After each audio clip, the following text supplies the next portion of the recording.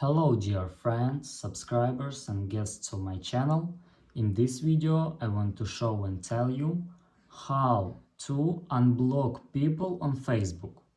Please put your like, subscribe to my channel and share this video with your friends. Let's get started. So, first we need to go to Facebook. After that go to menu, scroll down and click Settings and Privacy. And here click Settings.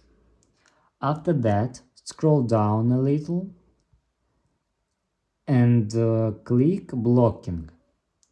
And here you can find all blocked people on your Facebook account. And here you can unblock people. And that's all. If you enjoyed this video and found it helpful, please put your like, subscribe to my channel and share this video with your friends. Bye bye everyone. See you later.